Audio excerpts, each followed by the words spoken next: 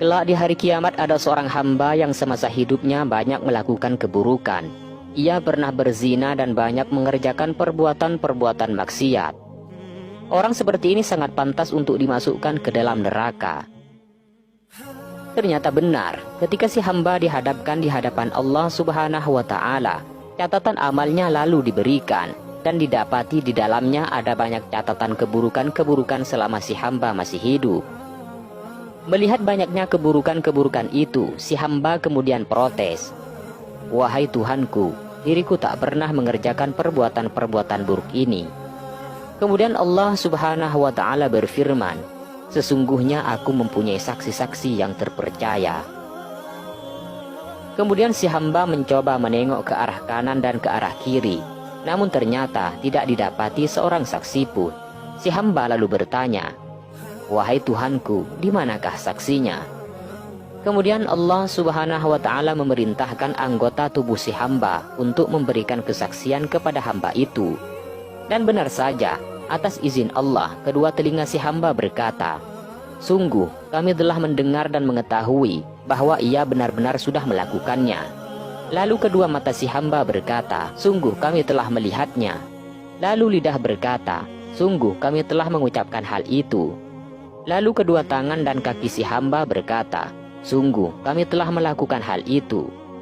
Kemudian kemaluan juga berkata, "Sungguh aku telah melakukan zina." Setelah mendengar kesaksian anggota-anggota tubuhnya, si hamba lalu kebingungan. Allah Subhanahu wa Ta'ala lalu memerintahkan agar hamba pendosa ini dimasukkan ke dalam neraka. Namun tiba-tiba muncullah satu rambut dari mata sebelah kanan si hamba. Rambut itu lantas memohon izin kepada Allah untuk berbicara.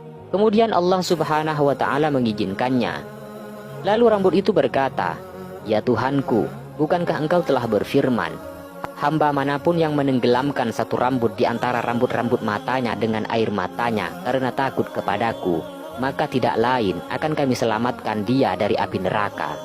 Kemudian Allah Subhanahu wa Ta'ala menjawab, "Iya, benar." Kemudian rambut berkata lagi, "Saya bersaksi bahwasanya hamba yang berlumur dosa ini sungguh pernah menenggelamkan aku dengan air matanya karena takut kepada engkau." Setelah mendapati kesaksian rambut, Allah Subhanahu wa Ta'ala kembali memberi perintah agar hamba pendosa itu dimasukkan ke dalam surga.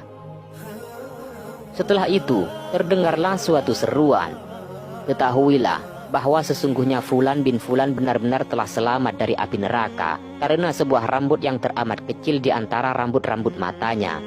Itulah keutamaan menangis karena takut kepada Allah. Hal ini sebagaimana yang dikisahkan dalam kitab Durratun Nasihin. Dikisahkan, kelak di hari kiamat ada gumpalan api sebesar gunung yang keluar dari neraka jahanam. Api itu kemudian menuju ke arah umat Nabi Muhammad Sallallahu Alaihi Wasallam. Maka Nabi Muhammad lalu berusaha menolak api itu, namun tetap gagal. Rasulullah Sallallahu Alaihi Wasallam lantas memanggil malaikat Jibril. "Wahai Jibril, wahai Jibril, sungguh api itu benar-benar menuju ke arah umatku dan hendak membakar mereka."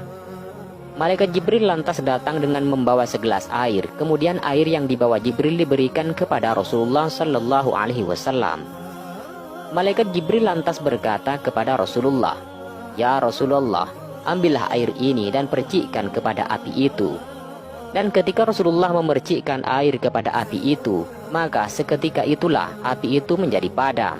Kemudian Rasulullah Sallallahu Alaihi Wasallam bertanya kepada Jibril, "Wahai Jibril, air apakah ini? Aku tak pernah tahu yang sepertinya dalam memadamkan api." Kemudian malaikat Jibril alaihissalam menjawab, "Air ini tak lain adalah air mata umatmu yang menangis karena takut kepada Allah dalam kesendirian. Tuhanku telah memerintahkanku untuk mengambilnya dan menjaganya sampai saat engkau memerlukannya untuk memadamkan api yang menuju ke arah umatmu." Itulah sebuah kisah ahli maksiat yang gagal masuk ke dalam neraka sebab menangis. Semoga kisah ini bermanfaat buat kalian semua.